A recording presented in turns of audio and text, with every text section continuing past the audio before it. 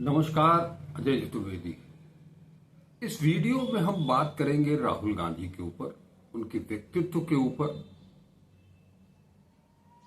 क्या वो एक महज राजनेता हैं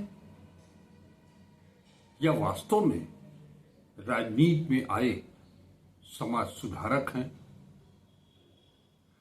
हो चाहे जो, लेकिन उस आदमी के अंदर आदमियत भी है, इंसानियत भी है, मानवता भी है, करुणा भी है, दया भी है, आक्रोश भी है, गुस्सा भी आता है,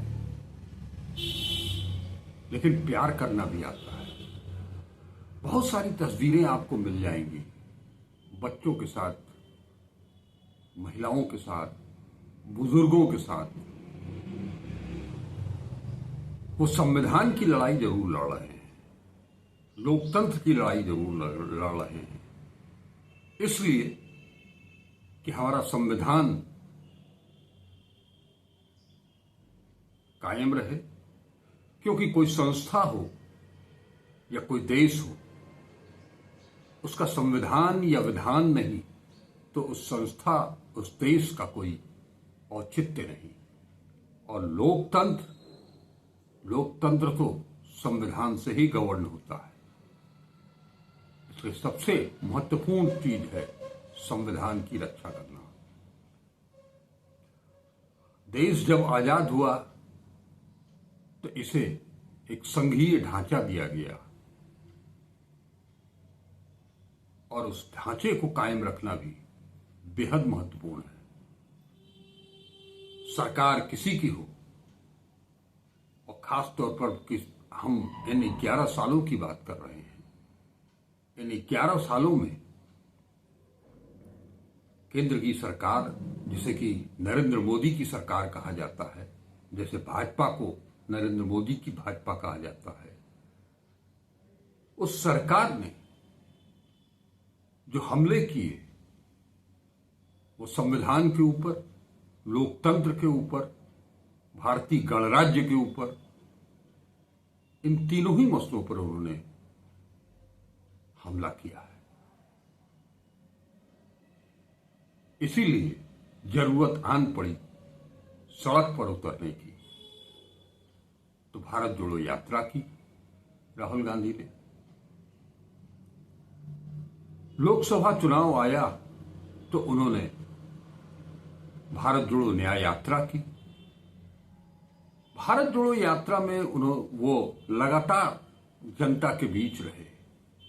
कन्याकुमारी से कश्मीर तक 4000 किलोमीटर की यात्रा, और इस दौरान भारत की जनता से मुखातिब हुए, उनकी बातें सुनी, उनकी पीड़ा जानी, उनकी समस्याएं जानी, और फिर निकल पड़े। वो कारवां बढ़ता गया, वो चलते गए, कारवां बढ़ता गया। इस दौरान वो एक मैच्योर्ड पॉलिटिशियन की तरह सामने आए। वो खुद कहते हैं कि करोड़ों रुपए खर्च करके उन्हें नकारा घोषित किया गया, उन्हें पप्पू बनाया गया, उनकी हर बात में नुस्ख निकाले गए। जो बात उन्होंने कही नहीं, वो जबरदस्ती उनके मुंह में डाल करके उनसे कहलवाने की कोशिश की गई, उनके ऊपर थोप दिया गया। वो आलू, वो मशीन, वो पैसे की कमाई, ये राहुल गांधी का बयान नहीं, नरेंद्र मोदी का बयान था। आज वो स्पष्ट हो चुका है कि इस तरह के बयान कौन दे सकता है। लेकिन उनका राजनीतिक दृष्टिकोण भी परफेक्ट है और उनका सामाजिक सरोकार भी। आप सबको याद होगा रामचैत, वो मोची, वो सुल्तानपुर, वो अमेठी से वापस आते समय वहां रुकना, और उसके बाद रामचैत का ब्रांड हो गया इस देश में, उनके जूते चप्पलों का। किया किसने? राहुल गांधी ने। आतंकवाद में जो बच्चे यतीम हो गए, एक दो नहीं 20 बच्चे, उन सबको गोद लिया, पढ़ाया, पढ़ाई लिखाई के लिए पूरा खर्चा स्नातक तक वो देंगे। लुके छुपे कितनों की कैसे कैसे मदद करते रहते हैं, वो चीजें मीडिया में आती नहीं है, सुर्खियां बनती नहीं है, और कोई करता कुछ नहीं है, केवल सुर्खियां बटोरना जानता है क्योंकि मीडिया उसके पास है। बात बिहार की करें तो राहुल गांधी का परचम लहरा रहा है, आज से नहीं, जनवरी से ही। जब जब वो गए, लोगों ने उन्हें पलक पावड़े पर बिछाया, दिल की गहराइयों से लोग उनसे मोहब्बत करने लगे हैं, करें भी क्यों ना। बिहार का एक नाम आप लोगों ने सुना होगा, दशरथ मांझी, माउंटेन मैन। पहाड़ काट करके रास्ता बना दिया, उनकी पूजा करते हैं लोग, उन्हें देवता मानते हैं, लेकिन वो एक अति पिछड़े दलित इस कैटेगरी से आते हैं। एक जीतन राम मांझी भी हैं, दशरथ मांझी ने काम तो बहुत बड़ा किया, नाम भी उन्हें मिला, शोहरत भी मिली, पूजे जाने लगे। वक्त वो भी आया जब यही नीतीश कुमार मुख्यमंत्री रहते हुए दशरथ मांझी को अपने कार्यालय बुलाते हैं और अपनी कुर्सी पर उनको बैठा देते हैं, फोटोग्राफी होती है और मीडिया में नीतीश कुमार को सुर्खियां मिलती हैं कि उन्होंने दशरथ मांझी को मुख्यमंत्री की कुर्सी पर बैठा दिया। 20 साल उन्होंने राज किया, 21वां साल चल रहा है। दशरथ मांझी ने और उनके पुत्र भगीरथ मांझी ने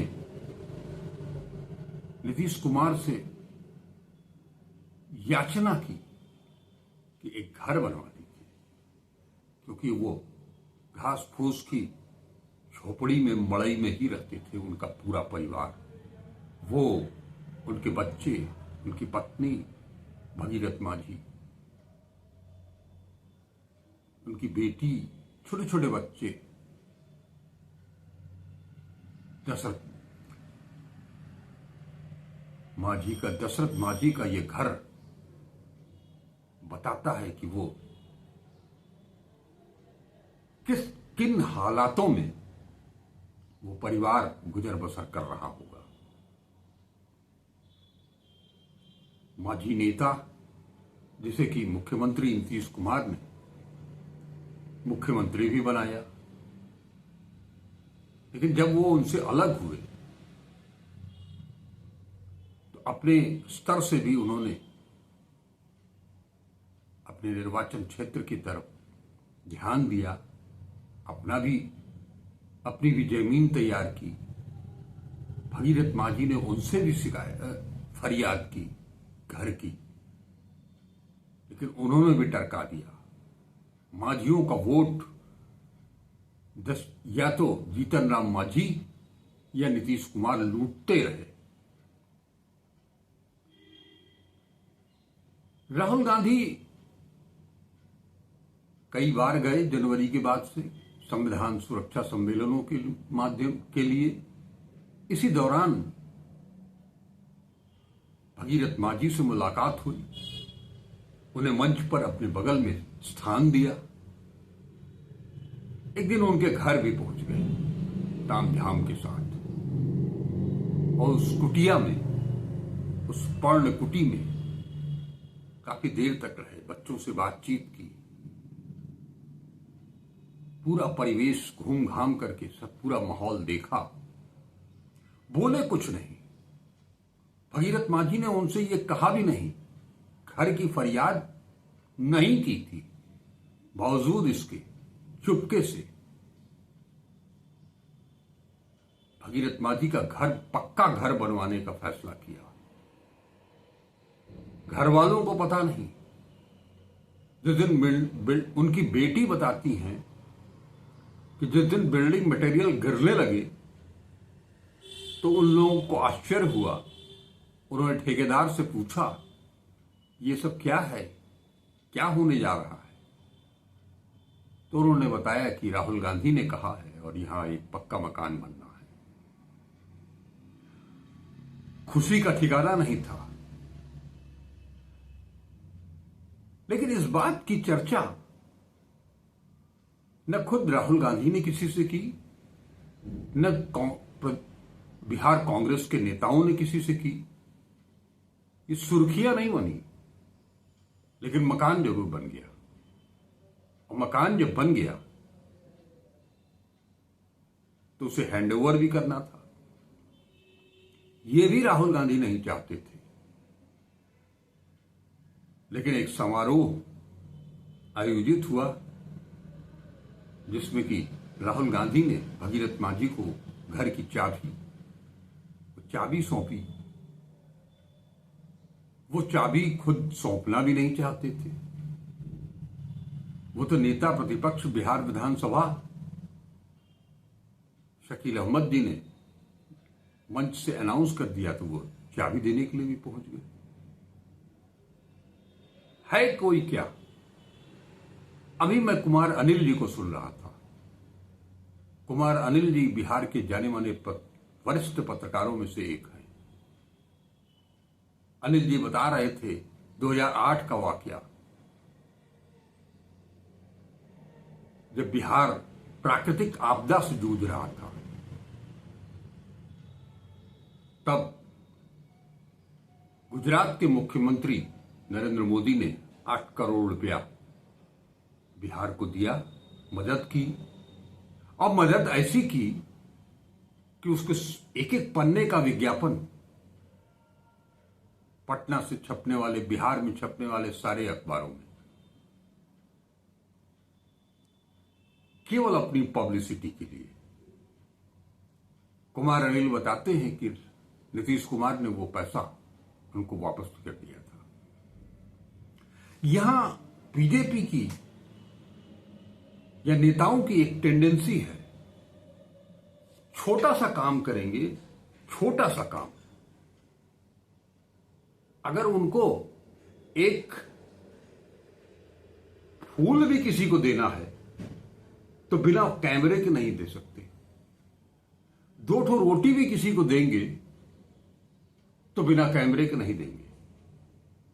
आप सबको याद है कोरोना काल, राशन का वितरण शुरू हुआ लॉकडाउन के समय, तो जिस झोले में वो सामान राशन बांटा जा रहा था उस पर मोदी जी की फोटो। जो वैक्सीनेशन हुआ उस पर मोदी जी की फोटो। हर चीज में मोदी जी की फोटो। एक मुहावरा सा बन गया था कि किसी गली पिट का ढक्कन भी लगाना हो तो उसका उद्घाटन करने के लिए मोदी जी पहुंच जाएंगे। रिमोट से ही तो करना है, कौन सा वहां पर खड़े होना है। लेकिन एक तरफ सारा काम प्रचार के लिए, अपना प्रचार, और एक तरफ दूसरा व्यक्ति जिसे अपना प्रचार नहीं करना है, आपकी मदद करनी है। ऐसा मददगार विरले ही मिलते हैं। और हिंदुस्तान की जो राजनीतिक स्थिति है, जो राजनेता हैं, शायद जनसेवक अच्छा लगता है शब्द, सेवक बन करके हमारे पूरी जेब खाली कर लीजिए, ये सेवक का काम है। अरे असल सेवक जनता का, तो नेता प्रतिपक्ष राहुल गांधी हैं। आज बिहार में उनका परचम लहरा रहा है तो इसके पीछे भी उनकी दरिया दिली है, उनकी सोच है। देश को बचाना है तो संविधान को बचाना है, लोकतंत्र को बचाना है तो संविधान को बचाना है। प्रजा ये जो एक संघवाद है, जो गणतंत्र, जिस तरह से गणतंत्र ये देश बना, उसको बचाना है तो संविधान को बचाना है। मूल चीज संविधान। संविधान है तो ये देश है, लोकतंत्र है। संविधान है तो इस देश में रहने वाले एक एक नागरिक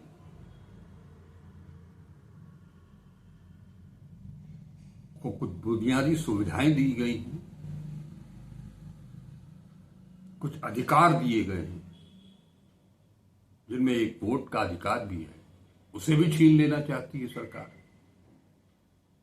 लेकिन एक चीज है, जिस तरीके से राहुल गांधी ने अब की बार भगीरथ मांझी का मकान बनवा दिया, पक्का मकान, उसकी चर्चा न केवल गया जी में बल्कि आसपास के जिलों में भी है। मीडिया में ये चीजें नहीं आएंगी। अगर एक छत की ढलैया भी करवा दिया होता बीजेपी ने तो शायद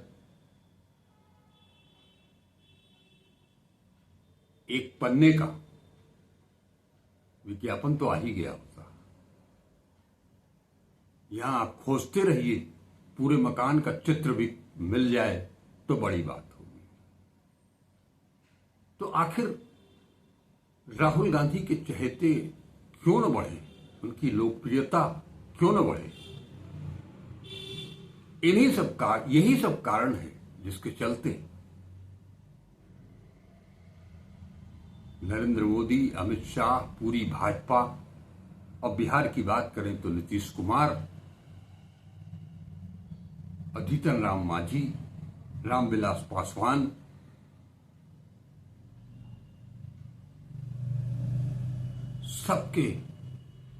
सबके बोलती बंद है, क्योंकि इनमें से किसी ने भी भगीरथ मांझी की एक पाई की मदद नहीं की थी।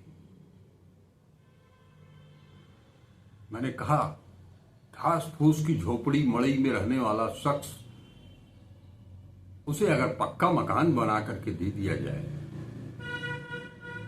उसकी अपनी और उसके पूरे परिवार की खुशी का ठिकाना नहीं होगा। आज वही हालत भगीरथ मांझी की है।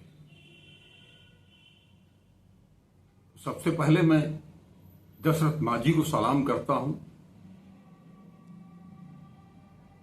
और उसके बाद राहुल गांधी के इस किरदार को सलाम करता हूं कि कम से कम कुछ तो दिखाई दे रहा है, कहीं तो आशा की किरण है। तभी तो वो हमारे लिए लड़ रहा है, हमारे लिए मतलब इस देश के लिए।